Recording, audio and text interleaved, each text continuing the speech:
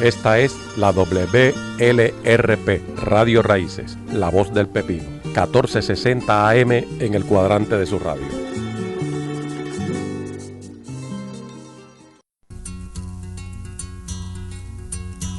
A continuación, su programa Dejando Huellas, cantata para la conciencia, con su mantenedor, el profesor Víctor Rivera Pastrana. Mi palabra, cree en el brillo de un gesto, cree en mi cuerpo, cree en mis manos que se acaban. Te convido a creerme cuando digo futuro. Si no crees en mis ojos, cree en la angustia de un grito. Muy buenos días, pueblo pepiniano, a su programa Dejando Huellas, cantata para la conciencia. Este que le habla como todo domingo, Víctor Rivera Pastrana, y hoy domingo 19 de julio de 2020, le vamos a traer un programa con mucha reflexión, como domingo tras domingo aspiramos en su programa Dejando Huellas, cantata para la conciencia. Y es que hoy en Dejando Huellas, cantata para la conciencia tenemos un programa muy especial, y este programa va a estar dirigido a un caso en Puerto Rico que cumplió 41 años. Y ya inmediatamente vamos a estar llamando a nuestro invitado de Dejando Huellas, cantata para la conciencia del día de hoy, que es el señor Raúl Álzaga Manresa. Álzaga, estamos ya en el aire. ¿Cómo estás, Raúl? Buenos días por allá a la gente del campo. De acá del Pepino, Raúl Álzaga Manresa, y Raúl Álzaga Manresa es parte de Viajes Varadero y va a estar hoy con nosotros hablándonos sobre el caso Carlos Muñiz Varela, que cumplió 41 años el pasado mes de abril, y al día de hoy pues se sigue reclamando justicia por este caso. Raúl, gracias por aceptar nuestra invitación para el día de hoy en Dejando Huellas. No, gracias a ustedes por la oportunidad de poder compartir con otras personas que pudieran no tener idea de qué sucedió aquí en los años 70.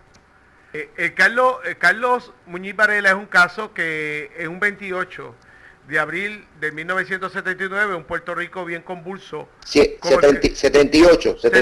Pues un Puerto Rico bien convulso como estaba, asesinan a Carlos Muñiz Varela. Estamos hablando de un Puerto Rico bien convulso, estamos hablando Cerro Maravilla.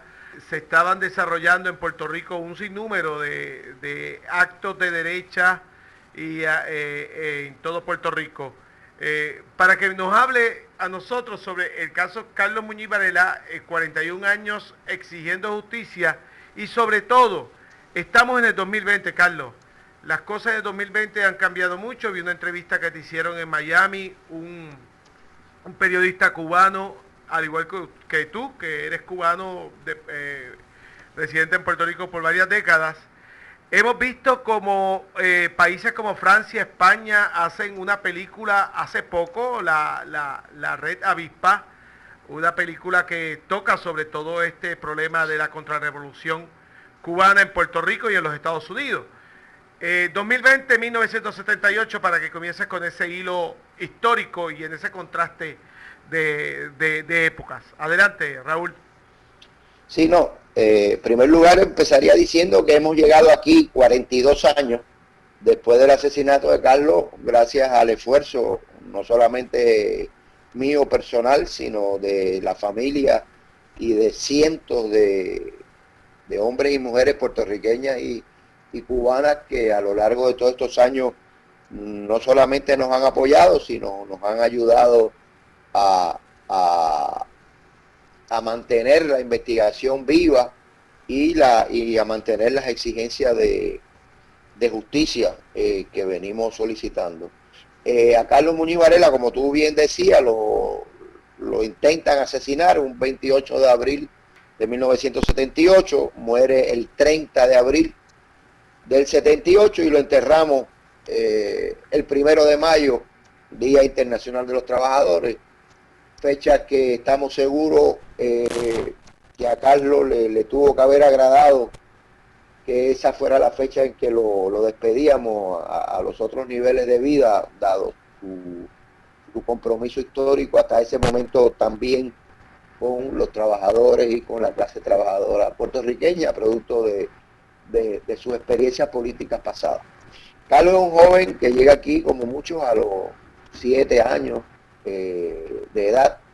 En el caso particular de él, contrario al caso particular mío, que salí con 11 años y bajo otras condiciones, esto sale bajo la sombrilla de una cosa que se llamó Operación Peter Pan, que fue un plan dirigido por la Agencia Central de Inteligencia.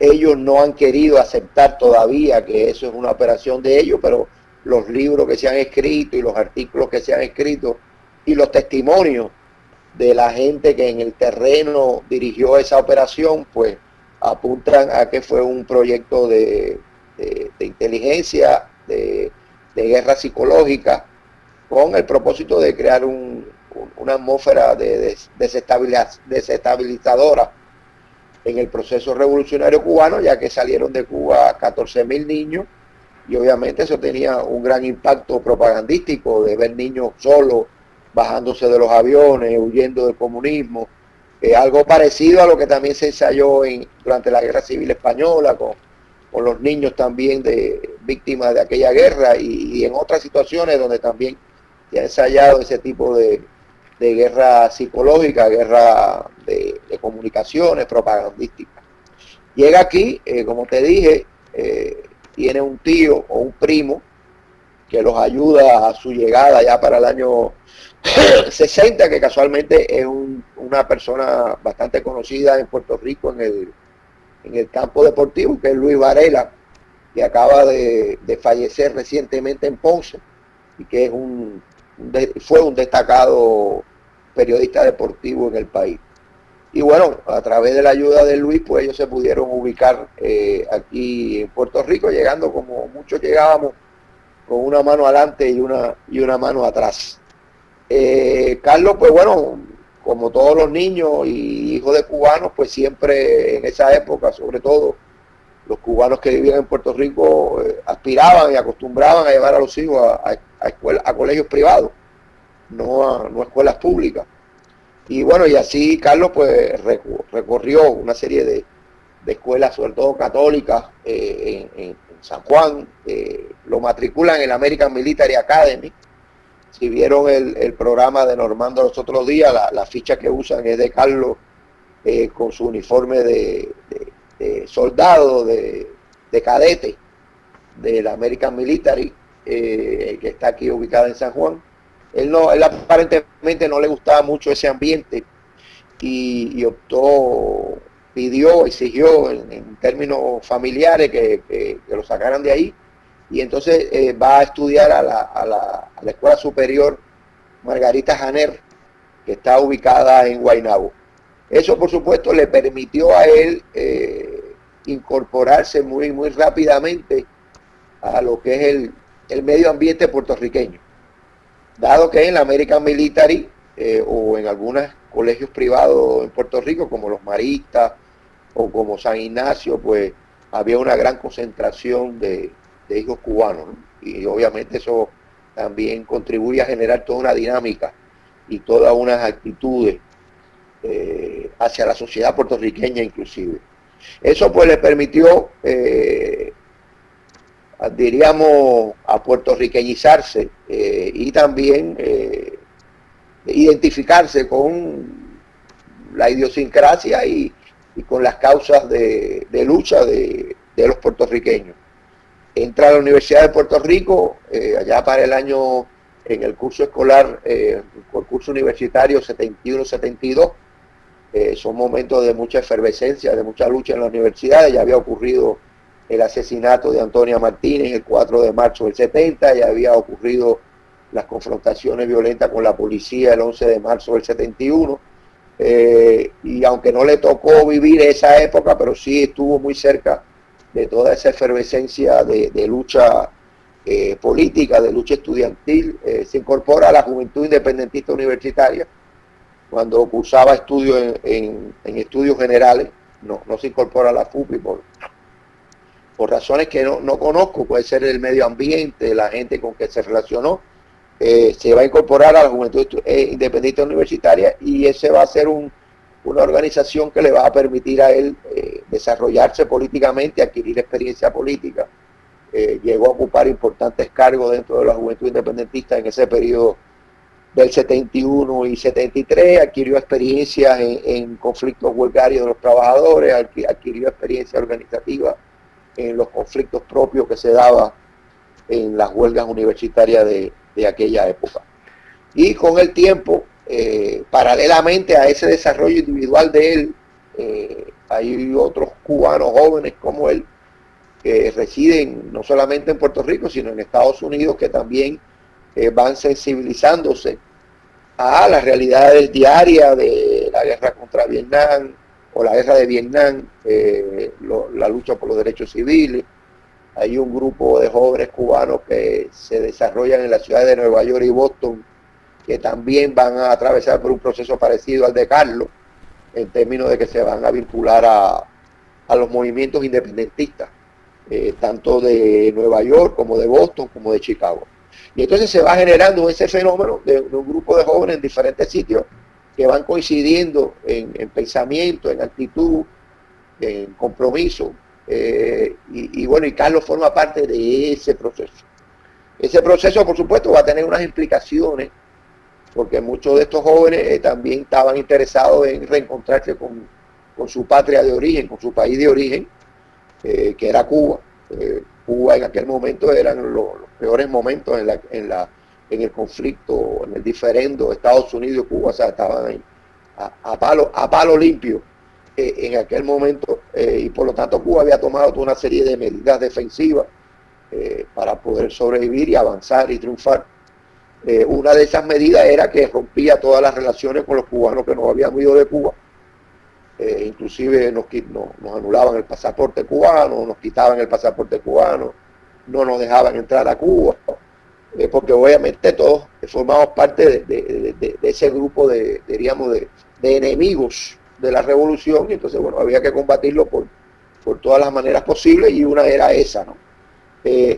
A la medida que se va dando nuestro proceso, incluso nuestro proceso de tratar de acercarnos a ese proceso y de entenderlo, produce unos cambios también por parte de Cuba hacia esa política, y empieza a haber unas aperturas que coinciden con unas aperturas también de Estados Unidos, de la administración Carter, que es la primera que logra unos cambios de alguna envergadura, independientemente que habían habido negociaciones en el pasado con diferentes gobiernos norteamericanos, pero bueno, con unas condiciones que eran inaceptables para la revolución.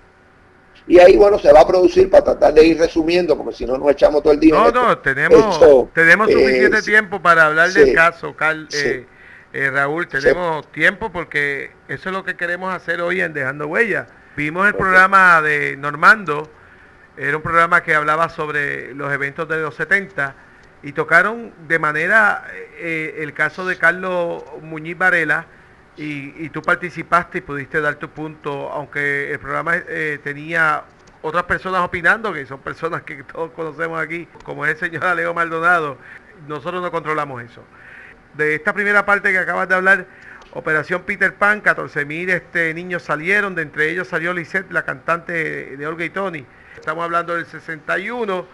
No comprenderán que dentro del exilio cubano hayan personas que quieran la independencia. Carlos era un niño, tenía apenas 8 años, y no va a una escuela pública de Puerto Rico, como bien tú dices, iban a las escuelas San Ignacio, escuelas élites de Guaynabo. Pero Carlos pues sale de ese colegio militar y entra a la escuela pública. Tú también eres parte de eso, porque también hablamos un poco de ti, y tírate esa línea paralela, porque Raúl Álzaga Manresa también es parte de todo este caminar, el caminar junto a Carlos por esa lucha por nuestro Puerto Rico. Adelante, Raúl. Bueno, la mía es una historia un poquito más complicada y que tomaría mucho más tiempo también para describir, pero brevemente salimos a los 11 años de edad, en diciembre 15 de 1960. una fecha que casi ningún cubano olvida, la fecha que se va de Cuba, con 11 años, a 4 meses antes de la invasión de Playa Girón, a 15 días o 20 días de que se rompieran las relaciones entre Estados Unidos y Cuba. En medio de ahí sí que estaban al palo ambos países, en términos de lucha armada inclusive. Y bueno, tuve la oportunidad producto de mi familia, de mi padre, pues viví en Miami, toda esa época de la invasión de Playa Girón y posterior. Fui a una corta edad testigo de muchos de esos incidentes. Después nos fuimos a vivir a Brasil. En Brasil estuve como 3 años, que me ayudó a tener una perspectiva, a pesar de lo joven que era, con 14, 15 años, me dio una perspectiva latinoamericana que probablemente nunca hubiera adquirido o me hubiera tomado mucho tiempo en adquirirla, sobre todo todas las diferencias sociales, el analfabetismo. Por ejemplo, cuando yo llego a Brasil, más del 60% eran analfabetas. En Brasil en esa época, 62, 63, 61, si tú no sabías leer y escribir no podías votar, por lo tanto la mayoría del país no votaba en las elecciones para elegir a sus presidentes. En fin, toda una serie de realidades a la cual fui expuesto, que me ayudó a asumir algún nivel de conciencia social. Yo estudié con los jesuitas brasileños, en un momento donde cogía impulsos, empezaba a desarrollar la teología de la liberación. Eso también tuvo un impacto y una presencia en mi formación, claro, siempre desde una perspectiva anticomunista, porque bueno, eran mis padres, uno siempre en esas edades, por muy rebelde que uno quiera ser, siempre hay unas semillas que se siembran en las actitudes y las ideologías de nuestros padres. Y bueno, eso fue un proceso que fue desarrollado. Después yo regreso a Miami, termino mi escuela superior en Miami, también con los jesuitas, pero estos eran jesuitas franquistas, falangistas, que habían sido votados de Cuba y eran jesuitas de derecha, o sea que tuve la oportunidad de educarme con jesuitas de izquierda y con jesuitas de derecha.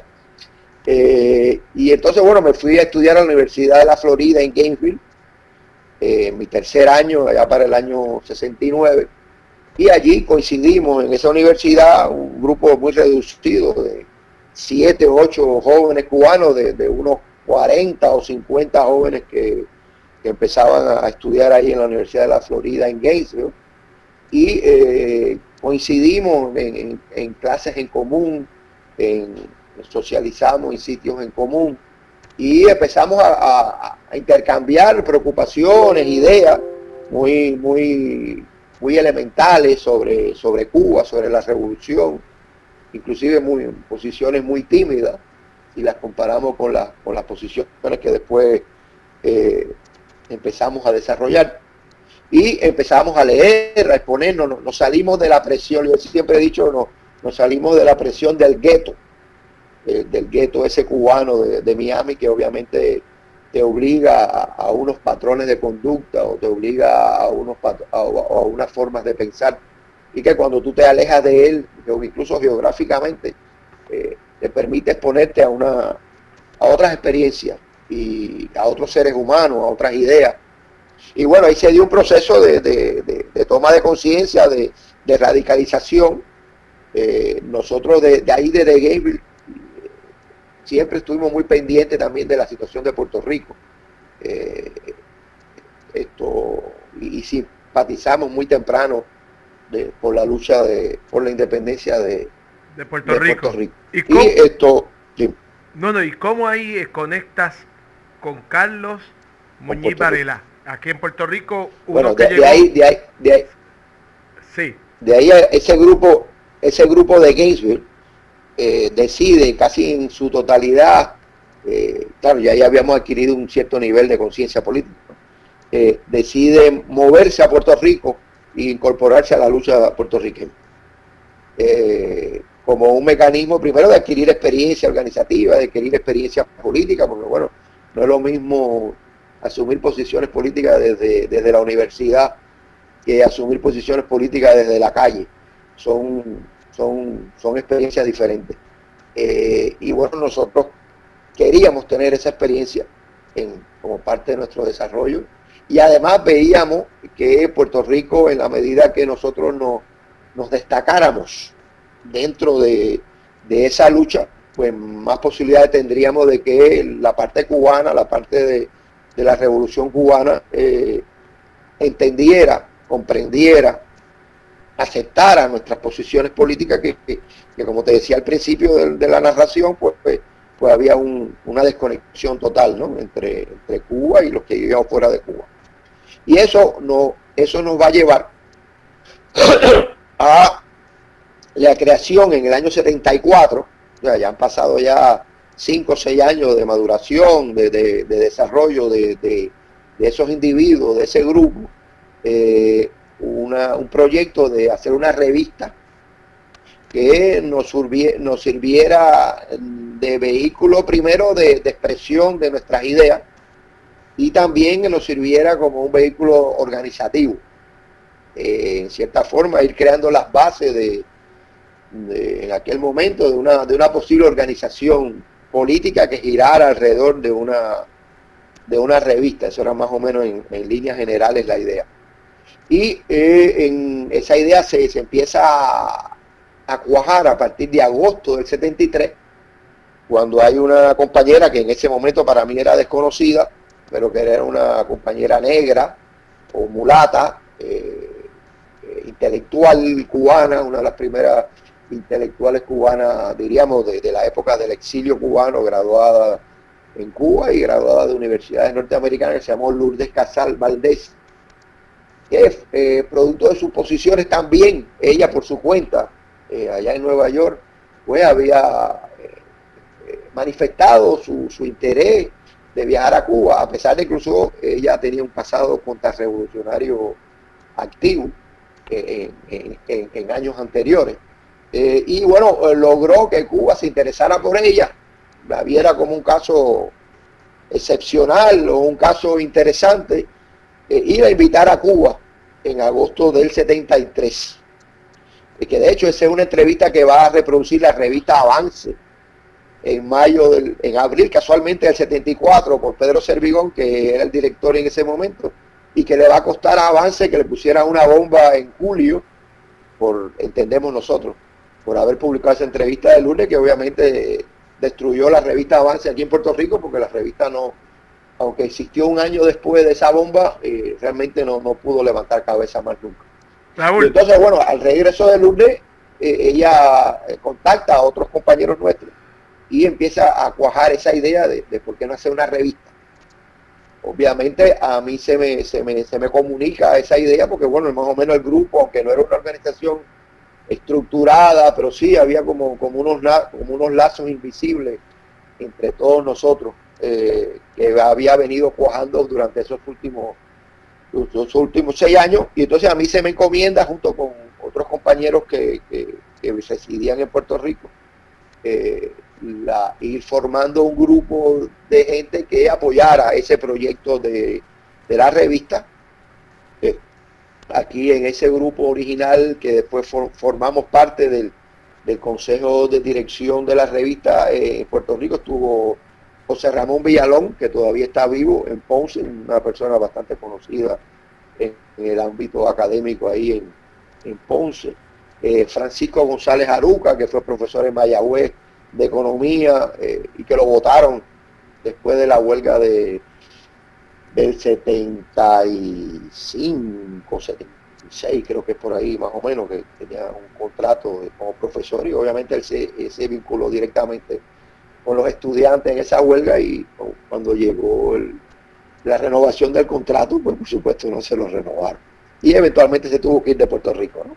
Entonces, bueno, en ese proceso de ir cuajando entre el verano del 73 y abril del 74, de ir tratando de hacer lo que le llamamos nosotros un equipo de trabajo, formar equipos de trabajo en diferentes ciudades, Nueva York, Miami, Chicago, Boston, donde podría haber estos cubanos que tuvieran este tipo de inquietud. Quiero aclarar que esto es un proceso minoritario. O sea, en ningún momento vamos a pretender decir que recogíamos el pensamiento mayoritario ni de los jóvenes cubanos en el exterior, ni de los cubanos en general, ¿no? Pero eso quería preguntarte, porque bien minoría, porque estamos hablando de un exilio cubano en Puerto Rico con un poder económico, y estamos hablando de los hijos, de algunos de los hijos de esas personas. Mencionaste a Pedro Servigón, claro, que también lo vemos, siempre lo hemos visto bien activo en la lucha por Puerto Rico. Pero claro, eso quería traerte aquí. Estamos hablando de la década de los 70, dijiste que era el momento más fuerte dentro de toda esta lucha, y ustedes eran un grupo pequeño, pero bien pequeño, de exiliados cubanos, porque aquí se generalizó o se construyó un perfil del cubano exiliado, y vemos claro, estas personas. Adelante. Sí, nosotros realmente, yo me atrevo a decir que en el exilio cubano existe un antes y un después que existimos nosotros. Después que llegamos nosotros, ahí se rompe esa hegemonía y ese discurso predominante en el exilio. Y entonces, bueno, para terminar esa parte, yo empiezo a reclutar gente que sé que son de origen cubano, que sé que tienen algún tipo de inquietud, no solamente en el país, sino con Cuba. Y entonces ahí es que a través de otro compañero que estudiaba en la Universidad de Puerto Rico, y a través de otro profesor también, que en esa época giraba y tenía inquietudes cercanas a nosotros, que fue el profesor José Antonio Herrero, un economista bastante destacado en Puerto Rico, cubano también, y tenía algunos estudiantes cubanos, y conocía gente que eran afín a esas ideas o esas preocupaciones. Pues ahí pues fuimos formando ese equipo de trabajo, donde estaba Carlos Muñiz envuelto, ¿no? Claro, Carlos en ese momento estaba metido de lleno en la lucha universitaria, en las luchas obreras, 73, 74, ahí empieza a haber una serie de divisiones internas dentro de los movimientos políticos en Puerto Rico, que van a hacer que mucha gente se aleje o se enfríe su relación con esos grupos. Y obviamente para nosotros fue un buen momento, porque entonces pudimos aprovechar toda la experiencia y toda la energía de Carlos, para que, sin abandonar otros compromisos políticos en su cooperativa de Jardines de San Francisco, o su compromiso con sus compañeros de lucha en otras organizaciones políticas, se incorporara de lleno y hiciera, yo diría que, aportaciones significativas a nuestro proyecto desde la perspectiva de Puerto Rico, porque bueno, también habían compañeros valiosos ubicados en Miami, Nueva York, Boston, etcétera, que también iban formando este conglomerado de gente que te diría, no pasábamos desde 100 personas en todo ese proceso, pero gente de mucha calidad humana, de mucho compromiso, de mucha autodisciplina, que es importante en estos procesos políticos. Y entonces, bueno, ahí empezamos, y la salida de la revista más la visita de Lourdes Casal en agosto nos permitió abrir una rendijita, un huequito, por donde establecer algún tipo de conversaciones, de diálogo con los que representaban la Revolución Cubana en aquel momento. Y nos va a permitir viajar a Cuba, que eso era uno de los objetivos. Como te decía, cuando habíamos, una de las motivaciones para habernos mudado para Puerto Rico era hacer una historia nuestra política, que a su vez nos permitiera tener el derecho, tener el prestigio, tener el reconocimiento de que en Cuba alguien en Cuba se podría interesar por nosotros y interesar abrir unos canales de comunicación. Y entonces, después de la revista, se produce lo que se llamó el primer contingente de la Brigada Antonio Maceo, que fue en el año 77, diciembre 22 de 1977, donde por primera vez viajan a Cuba 55 jóvenes, que teníamos como requisito haber salido menores de edad de Cuba. O sea, todavía habían unas objeciones por parte de las autoridades cubanas en términos de quién podía entrar o quién no podía entrar a Cuba. Y obviamente era que teníamos que haber salido menores de edad, como una cosa así de que estos no tienen culpa de todo lo que han hecho sus padres o no tienen culpa de todo lo que ha hecho la contrarrevolución contra Cuba. No podíamos tener ningún pasado contrarrevolucionario, o por lo menos un pasado limitado contrarrevolucionario. Y obviamente teníamos que ir con una actitud de que íbamos a respetar las leyes existentes en Cuba, ¿no? Nos gustara o no nos gustara, pero bueno, había unas reglas que había que cumplir. Y bueno, ese grupo tiene un gran impacto en Cuba y contribuye a la misma vez que está habiendo un acercamiento entre la administración de Carter de Estados Unidos con Cuba y se empiezan a acelerar una serie de negociaciones entre ambos países. Pues nuestra presencia contribuye a ir cambiando el discurso oficial, diríamos, el discurso oficial que había defendido la revolución hasta ese momento, de que bueno, todos los que se fueron son gusanos, todos los que se fueron son enemigos, toda esa gente no se le puede permitir que regresen más nunca a Cuba. Entonces todo ese discurso que había permeado hasta ese momento con nuestra presencia, con nuestro fenómeno histórico, político, inesperado inclusive para muchos que se hubiera podido producir, lleva entonces a que las autoridades en Cuba empiecen a cambiar su política hacia los que se fueron, que eran exiliados, y entonces ya incluso se empiezan a usar otras terminologías. Ya no son exiliados, ya son emigrantes, ya son nacionales residentes en el exterior. O sea, ya se empiezan, en todo este proceso, ¿no?, de los últimos 40 años, pues se empiezan incluso a utilizar vocabularios diferentes a la hora de expresarse hacia nosotros, los que vivíamos fuera de Cuba. Ese proceso. ¿Eh? Sí, pero eso fue el pueblo cubano, ustedes, pero acá a la derecha pues nos empieza a tildar de agentes. No, hombre, nosotros, esa es la otra parte, esa es la otra cara de la historia. Sí, la otra cara de la historia, que bueno, se da, el viaje nuestro produce después, o va a ayudar a que se produzca el año siguiente, en el 78, una reunión que cita Fidel Castro en septiembre del 78, para reunirse con lo que se le llamó representativos de la comunidad cubana en el exterior. Y entonces ahí se invitaron 75 personas en una primera reunión, 140 en una segunda reunión, donde había de todo tipo de gente. Había gente que simpatizaba con la revolución, que vendría siendo como un 20% del total de los cubanos que estaban allí, gente que había estado vinculada a la dictadura de Batista, gente que había estado vinculado a la misma revolución cubana en los primeros años, en fin, era un conglomerado de posiciones políticas, y esa gente se les invitó y esa gente aceptaron ir a Cuba. Eso también provocó también una gran conmoción en el exilio cubano, porque ya ahí rompía la hegemonía de los que tradicionalmente se denominaban representantes del exilio. Y va a provocar entonces los viajes a Cuba. Ahí en el 78 es que se empieza entonces por el gobierno cubano a permitir que nosotros viajáramos a Cuba de una forma ordenada, con limitaciones todavía. Nada más que nos dejaban ir una vez al año, o no, nada más que nos dejaban entrar una vez al año a Cuba, solamente nos permitían estar una semana en Cuba. O sea, todavía habían, a pesar de todos los pasos positivos, todavía se mantenía una resistencia al desarrollo de esas relaciones en las cuales nosotros estábamos envueltos, y a su vez estábamos motivando y creando. Y entonces ya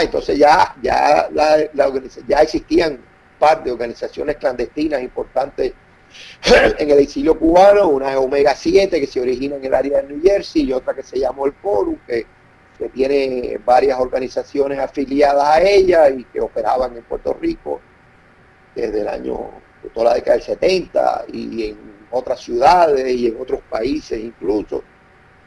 Ahí se empezaba a desarrollar por parte de ese grupo una cosa que se llamó la guerra por los caminos del mundo, que no era otra cosa que, ante la imposibilidad de ellos desarrollar una guerra interna en Cuba, porque no tenían ni la logística ni los recursos, pues la cosa era golpear todos los símbolos o toda la gente o todos los gobiernos que de alguna forma tuvieran relaciones con Cuba o aspiraran a una normalización de relaciones. Y entonces, bueno, empezaron a poner bombas y a matar gente por todos los lados. En Puerto Rico, esa época, 74, 75, muchos consulados latinoamericanos en San Juan fueron víctimas de ataques terroristas, consulados del Perú, de Argentina, de Colombia, de México, que eran países que empezaban en esa época a restablecer relaciones diplomáticas con Cuba luego de que Cuba fuera expulsada de la Organización de Estados Americanos, OEA, allá para el año 61. Entonces, bueno, eso ya venía calentándose desde el 74, con el hecho de la brigada, con el hecho de la revista Reíto, el hecho de la brigada, después el diálogo en el 78, pues ya, bueno, eso destapó una confrontación abierta, violenta en las comunidades cubanas. Carlos se convierte, aunque no fue en el diálogo, fue en la brigada, pero no fue en el diálogo,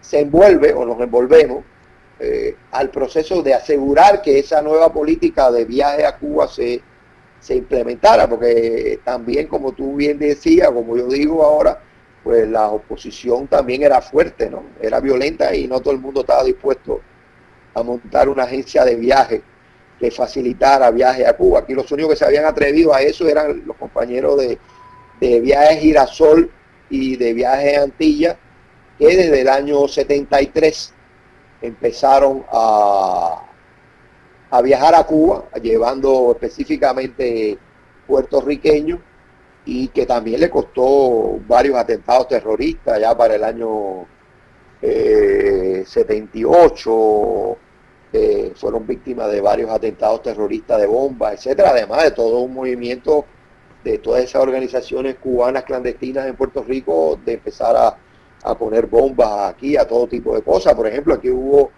en octubre del 74, si no me equivoco, ahí está en el libro nuestro, todos esos detalles, que a veces son tantos que a veces uno se les olvida o no los recuerda exactamente, pero aquí volaron 2 cines simultáneamente, uno en Mayagüez y otro en Río Piedra en el año 75, por ahí, 74, 76, porque decidieron hacer un festival de películas cubanas, que ni tan siquiera eran películas de esa Come Candela, sino eran películas normales que recogían la realidad de Cuba o los conflictos humanos, se permuta.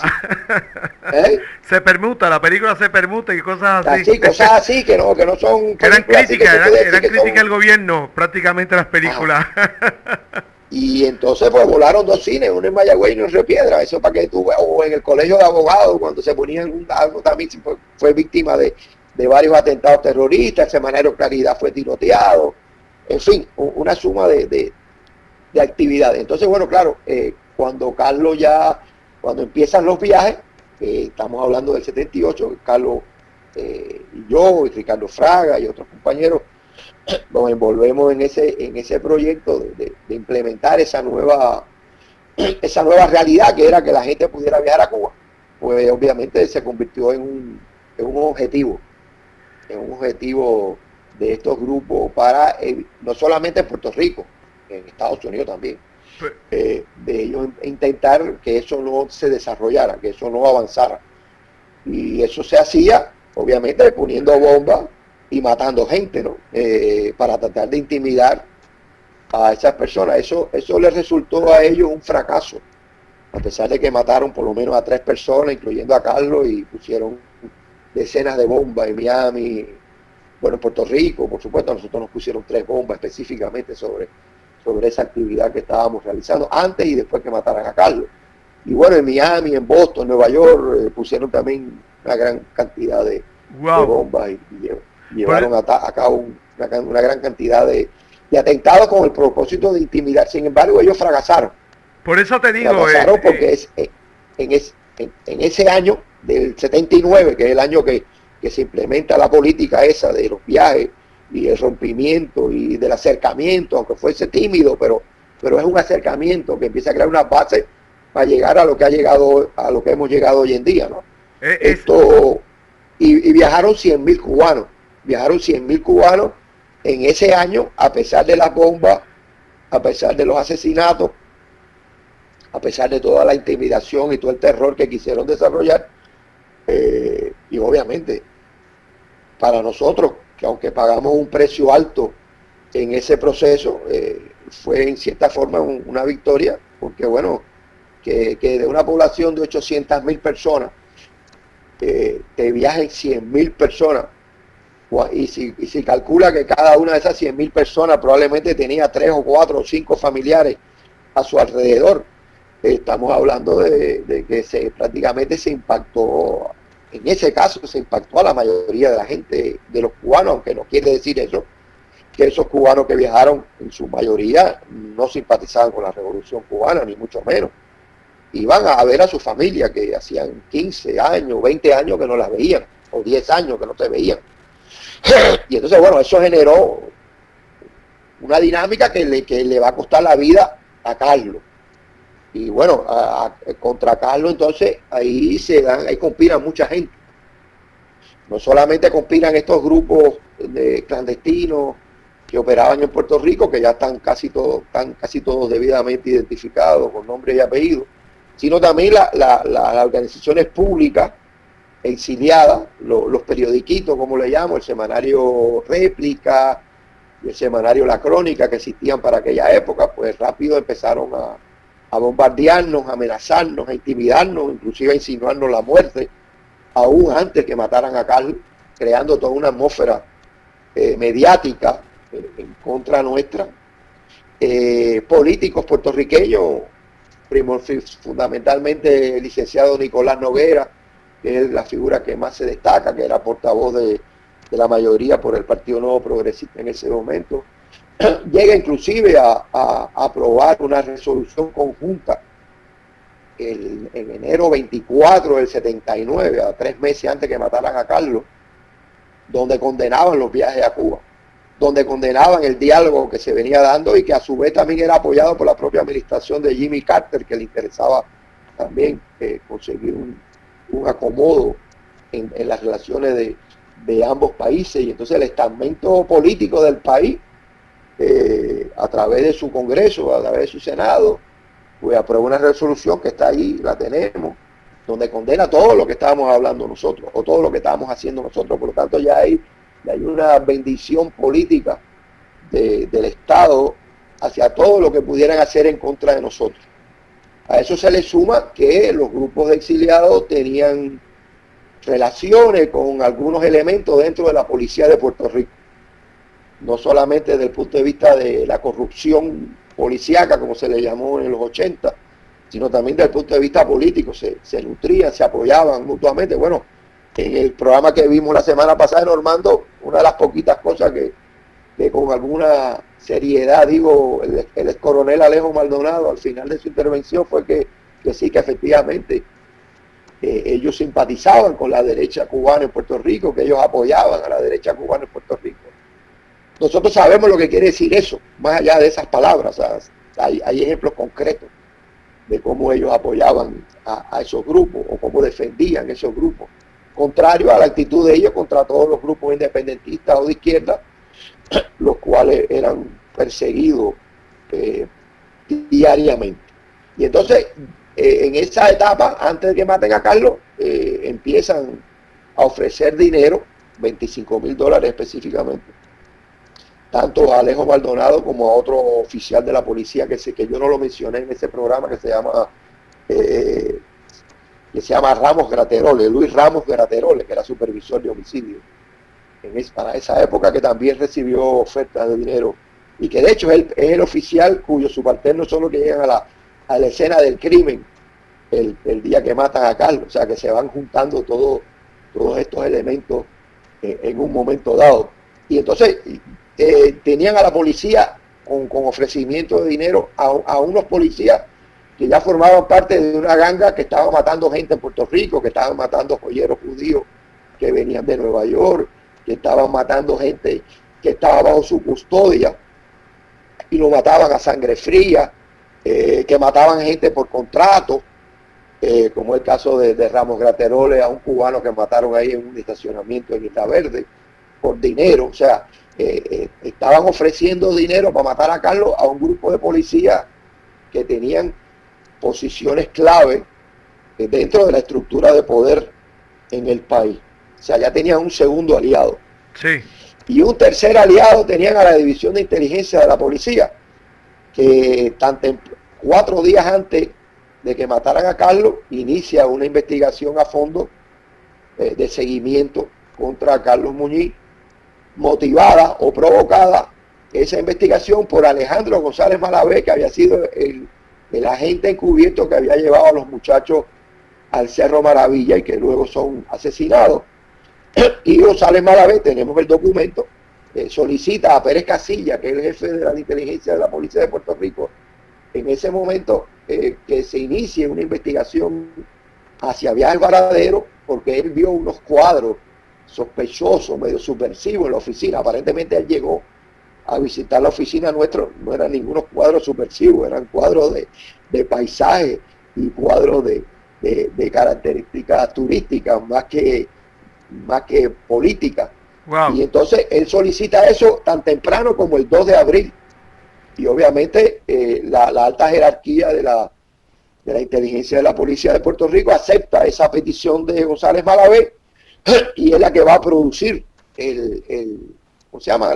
Esa investigación. Pero no solamente eso, ya nosotros recientemente, producto de todas las investigaciones que se han ido haciendo por el mismo Departamento de Justicia, descubrimos que el agente de inteligencia que asignan a investigar a Carlos 4 días antes que lo maten, que se llama Aníbal Maldonado, la gente está vivo, anda por ahí.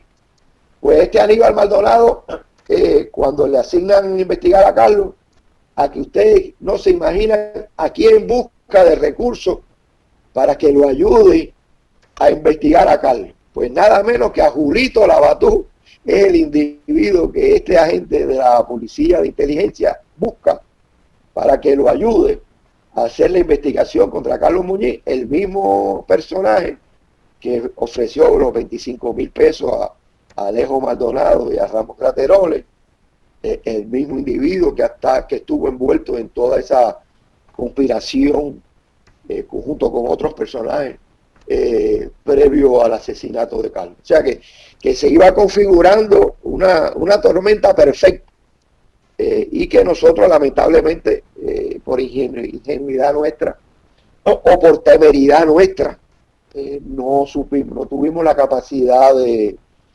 prever. Tal vez nos emborrachamos con ese recibimiento tan positivo que nos daban los cubanos en Puerto Rico. Acuérdate que para el momento que matan a Carlos, ya de Puerto Rico habían viajado más de 3,000 cubanos, de una población aproximada de unos 20,000 en ese momento. O sea que se daba un fenómeno parecido a los 100,000 que te decía yo, que habían viajado durante todo el año. O sea, que 3,000 cubanos residentes en Puerto Rico hubieran viajado a Cuba en los primeros 4 meses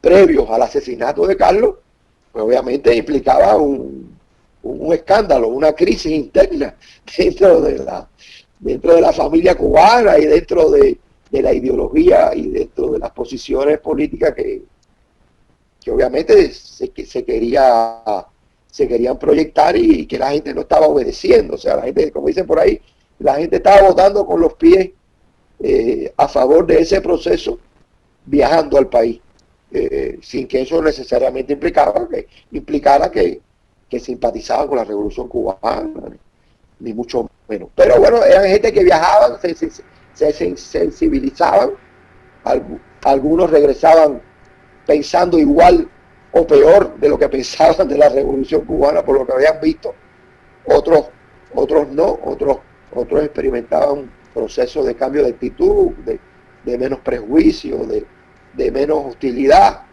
y bueno, se daban diferentes dimensiones. Eso lo enfatizo porque quiero también aprovechar tu programa para desmentir una de las versiones que tira Alejo Maldonado, de que en esos viajes, incluyendo el nuestro de la brigada, era para llevar a la gente para ser adoctrinada y cosas por el estilo, que eso ese es un fenómeno que que no se produce ni en una semana, ni en 3 semanas, ni en un mes, ni en un año, al contrario. Incluso de nosotros, el grupo nuestro original, el de la Brigada Antonio Maceo, de los 55 hermanos, que hay un documental que se llama 55 hermanos, que lo pueden ver en el YouTube, aquellos que quieran profundizar sobre el tema, que recoge ese viaje en particular de diciembre del 77.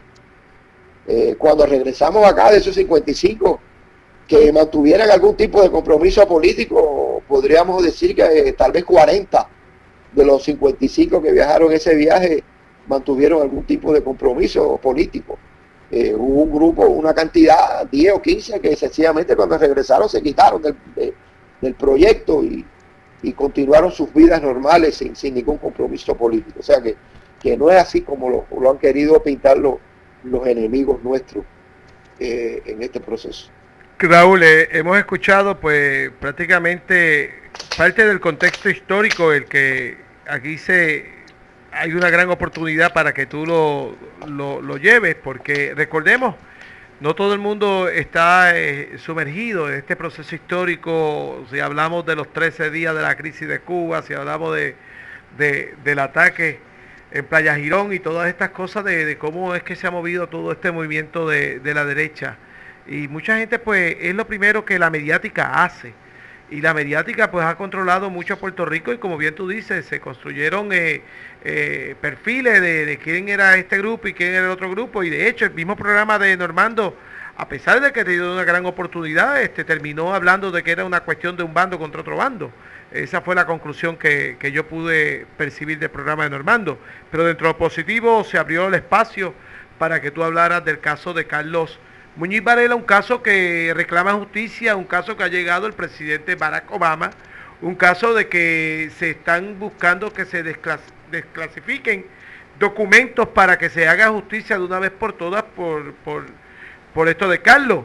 Tenemos que decir, cuando hablamos de la mediática, el caso de ustedes, la mediática, reconocemos que esa derecha pues tiene los medios controlados y ustedes fueron acusados de que Carlos lo mataron por homosexual, por tráfico de drogas, por todo ese sinnúmero de cosas. Empezaron a darle unos giros a las cuestiones que ahora, como la informática, pues hay más informática independiente, pues se están conociendo más cosas que han salido a la luz. Adelante. Y también porque ellos también fueron en el proceso, sobre todo en la década del 80 y del 90, esos grupos fueron perdiendo poder en Puerto Rico.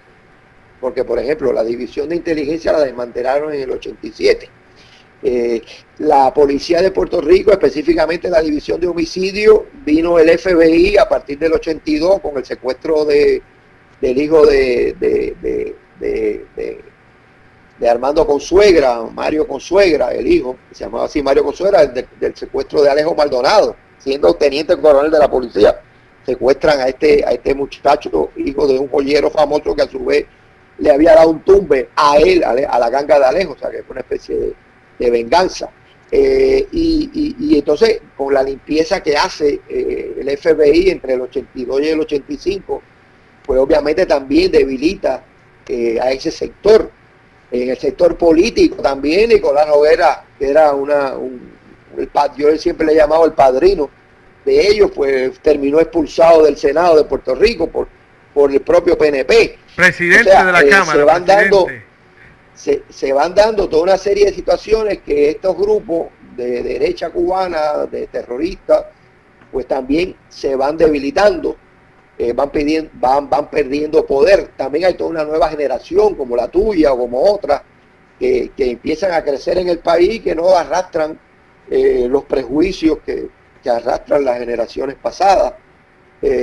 Por lo tanto, todo esto se empieza a mirar de una forma diferente, más por supuesto la insistencia nuestra, la consistencia nuestra de mantener esto vivo todo el tiempo, y eso también contribuye entonces a que nos presten alguna atención y que tomen algunos pasos a lo largo de todos esos años por gente que tiene una mayor sensibilidad hacia estas situaciones, ¿no? Y creen en la justicia, en la igualdad, ese tipo de cosas. A modo de mensaje final, esta entrevista que hemos tenido de 1 hora, hablando del caso Carlos Varela Muñiz, para que le digas a todo el público puertorriqueño, con relación a ese caso, las expectativas que tienen ustedes de que de alguna vez, después de más de 4 décadas, se haga justicia en este caso.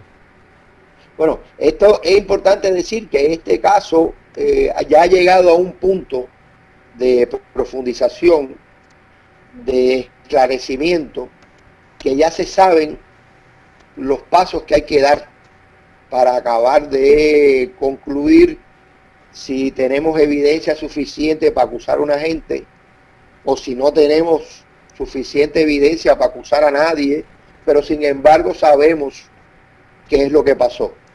Eso es lo que se dice, que técnicamente está esclarecido un caso, pero no hay evidencia que se sostengan en un tribunal.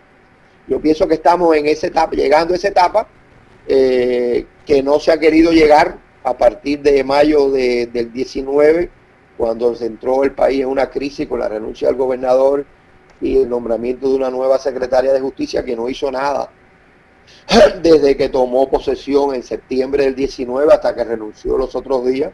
Sencillamente se sentó encima. Al parecer, en los últimos días ha estado habiendo un movimiento en el Departamento de Justicia de reactivar el caso que se durmió durante los últimos 10 meses, por información que hemos recibido de diferentes fuentes y de situaciones que se han dado, en algunas incluso accidentalmente. Por ejemplo, Carlitos Muñiz, que es uno de los directivos del proyecto del Caño Martín Peña. Pues es el hijo de Carlos, el hijo de Carlos Muñiz Pérez. El hijo de Carlos Muñiz Pérez, correcto, que es arquitecto. Pues tuvo la visita, ellos tuvieron el proyecto, la visita de la gobernadora la semana pasada, y nosotros nos habíamos reunido ya 3 veces con la gobernadora cuando era secretaria de Justicia. Por lo tanto, la secretaria conoce a Carlitos. Y cuando se terminó la actividad, ella se fue a un sitio privado con el director del proyecto y le dijo, mire, ahí yo creo que está, ese que está ahí enfrente a mí, que estaba ahí enfrente a mí, yo creo que es el hijo de Carlos Muñiz Varela, ¿no? Carlos Muñiz Pérez. Y entonces el director del proyecto le dijo, sí, es ese mismo. Y entonces ella, por iniciativa propia, le dijo, pues mire, yo quiero que usted me lo llame, porque yo quiero saludarlo. Y bueno, independientemente de todas las cosas y opiniones que podamos tener de la gobernadora, pero bueno, en la coyuntura nuestra específica, pues obviamente eso es una cosa positiva, que la gobernadora se acuerde de uno y que pida hablar con uno. Ahí se dio una conversación interesante entre Carlitos y ella sobre la paralización de la investigación luego de que ella abandonara la Secretaría de Justicia. Y bueno, no sabemos si ese encuentro fortuito. Dicen por ahí que el Señor tiene extraños caminos para obrar. Sobre todo los creyentes usan esa expresión con frecuencia. Y bueno, no sabemos si eso y otras cosas que han estado sucediendo en las últimas semanas hayan motivado a que el Departamento de Justicia decida retomar los compromisos que se habían tomado el pasado 22 de mayo del 2019 para llegar a esa conclusión que te expliqué hace un momento. Así que nosotros aquí en Radio Raíces 1460 estamos viviendo nuevos tiempos, como bien tú dices. Si esto fue en el 70, de seguro mañana había acción por acá. Pero ya estamos en nuevos tiempos. Probablemente te volaba la estación de radio. Pero estamos en una ruta buena, una ruta de sanación, como bien tú dices, todo ha sido una lucha para tumbar el racismo, el discrimen, todo esto que ocurría. Y también por parte de nosotros, de muchos puertorriqueños que han catalogado a todo el exilio, a todo el migrante cubano de la misma manera, y hay unos términos muy generalizados y no conocen la realidad de cómo lucha el pueblo cubano, que no necesariamente es como mucha gente se ha proyectado. Así que yo quisiera un segundo antes de irnos, recordar que existe un libro publicado por nosotros en el 2016. Sí, ese fue que se llama La Contrarrevolución Cubana en Puerto Rico y el caso de Carlos Muñiz Varela. Tiene 400 páginas Todo el mundo que lo ha leído hasta ahora dice que es tremendo libro, que está muy bien documentado. Y bueno, aquellos que se quieran aproximar a este tema, tanto de la presencia de los cubanos en Puerto Rico, como tú decías en un momento dado, del control que ejercían sobre los medios de comunicación, sobre la educación, sobre la economía, sobre todo en los años 60 y 70, más todo lo que tiene que ver con el caso de Carlos, de una forma mucho más detallada y mucho más documentada que la que yo he podido expresar aquí contigo hoy, pues está disponible en las librerías del país, que no son muchas, cada día hay menos librerías en el país, lamentablemente. Pero bueno, la Norberto González en Río Piedra, en Plaza, el Candil en Ponce, la Claritienda de Claridad en Río Piedra, y tal vez en alguna que otra librería puede ser que la encuentre, que no son muchas, como te digo, las librerías que existen en el país. Y bueno, a través de los cibernéticos, pues a través de Amazon, lo pueden solicitar en un precio módico de $20 o alrededor de $20, porque quisimos que fuese lo más económico posible para que llegara a la mayor cantidad de personas. Ya estamos en la 4ª edición, versión boricua, y ya logramos en septiembre, ahora del 19, la primera versión cubana publicada en Cuba. O sea que además tenemos un documental que hizo Juan Carlos García, cineasta y documentalista puertorriqueño, que se llama Recordando a Carlos, que también está en YouTube, que tiene 28 minutos. Recordando a Carlos se llama, y que también es una aproximación al caso de Carlos, además del libro, las canciones de composiciones de Américo Bochetti y Mario César Río, que se inspiraron en el asesinato de Carlos para componer 2 canciones que son importantes para nosotros. Y bueno, hay toda una serie de esfuerzos que seguimos luchando, yo no solamente, sino ahí detrás de mí hay montones de gente. Nosotros muy agradecidos, Raúl, con tu participación, y como esto es una cantata, vamos a cerrar con una cantata, vamos a poner la canción de Américo Bochetti. Pero antes de Américo Bochetti tengo el dúo Darias, que el dúo Darias tiene una canción de nuestra Julia de Burgos, allá en unos especiales que está haciendo Cuba de solidaridad con todo esto del COVID-19. Así que para nosotros muchas gracias, y que se continúe divulgando información sobre el caso Carlos Muñiz Varela. Bueno, pues gracias por permitirnos llegar allá al centro del corazón de la isla. Estábamos hablando con Raúl Álzaga Manresa, y en este momento en su programa Dejando Huellas, Cantata para la Conciencia, tengo 2 canciones de las que él habló de Américo Bochetti, dedicarla a Carlos Muñiz Varela, y también tengo una de un concierto del dúo Darias. Aquí en este concierto del dúo Darias se le dedica a Julia de Burgos. Julia de Burgos es tocada aquí, y lo hago por esa conexión que tenemos con Cuba y Puerto Rico, de la admiración que tienen ellos hacia nosotros los puertorriqueños. Así que a todos ustedes, muchas gracias por su sintonía, y nosotros nos vemos el próximo domingo en otro programa más de Dejando Huellas, Cantata para la Conciencia.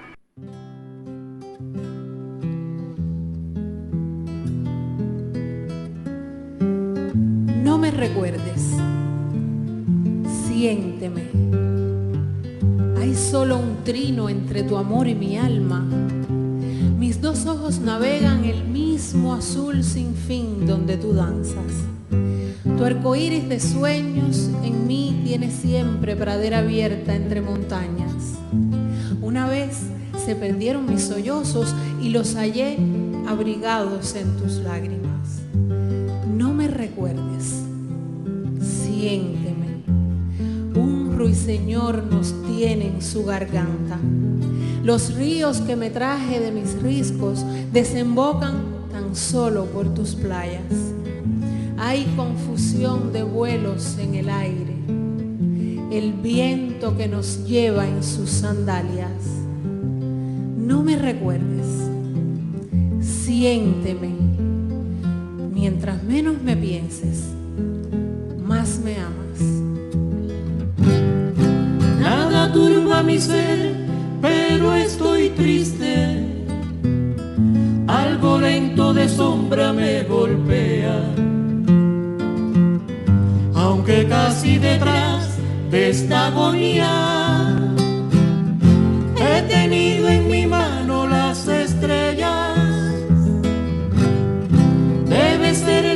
avaricia de lo inútil, la tristeza sin fin de ser poeta, de cantar y cantar sin que se rompa la tragedia sin par de la existencia. Ser y no querer ser es la divisa, la batalla que agota toda espera. Encontrarse ya el alma moribunda, que en el mísero cuerpo quedan fuerzas. Encontrarse ya el alma moribunda, que en el mísero cuerpo quedan fuerzas. Yo quise ser como los hombres quisieron que yo fuese, un intento de vida, un juego al escondite con mi ser. Yo quise ser como los hombres quisieron que yo fuese, pero yo estaba hecha de presentes. Yo quise ser como los hombres quisieron que yo fuese, pero fui toda en mí, como fue en mí la vida. Ser y no querer ser, esa es la divisa. Ser y no querer ser es la divisa, la batalla que agota toda espera. Encontrarse ya el alma moribunda, que en el mísero cuerpo quedan fuerzas. Perdóname, oh amor, si no te nombro. Cantarte a ti tan solo me despierta. Fuera de tu canción soy a la seca. La muerte y yo dormimos juntamente. La muerte y yo dormimos juntamente. Fuera de tu canción soy a la Cantarte a seca. ti tan solo me despierta. Perdóname, oh amor, La si no te muerte y yo nombro. dormimos juntamente. Cantarte a ti tan solo me Cantarte a ti despierta. tan solo me despierta.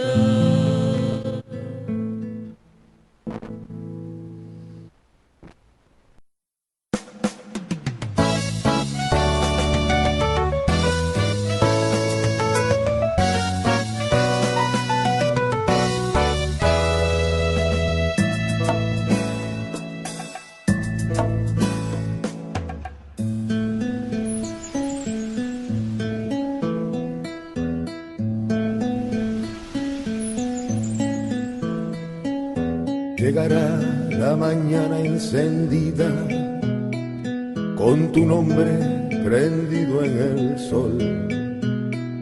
Te echará una cálida mirada a la tierra que empieza a nacer.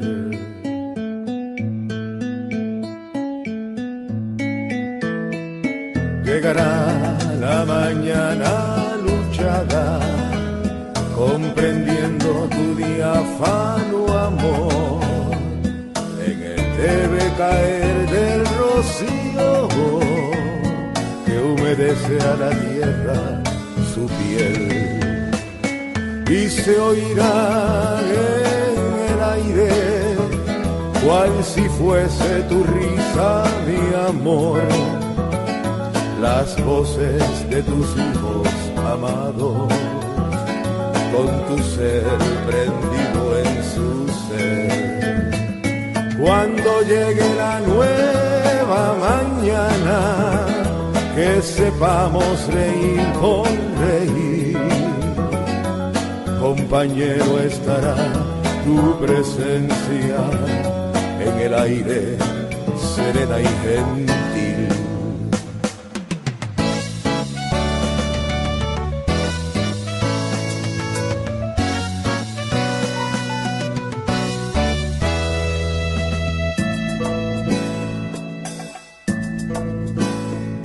Llegará la mañana luchada, comprendiendo tu diáfano amor.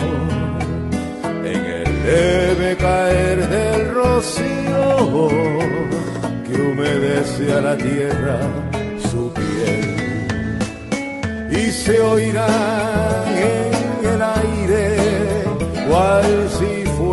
tu risa de amor, las voces de tus niños amados, con tu nombre prendido en el ser. Cuando llegue la nueva mañana, que sepamos reír por reír. Compañero, estará tu presencia en el aire serena y gentil. Compañero, estará tu presencia en el aire serena y gentil.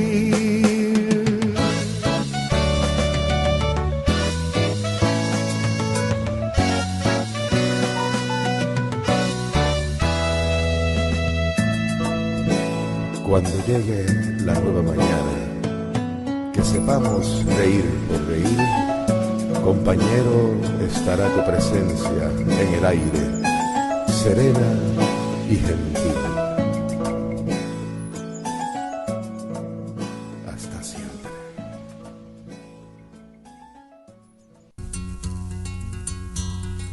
Ha concluido su programa Dejando Huellas, Cantata para la Conciencia. Gracias por tu sintonía y te esperamos el próximo domingo por Radio Raíces, La Voz del Pepino.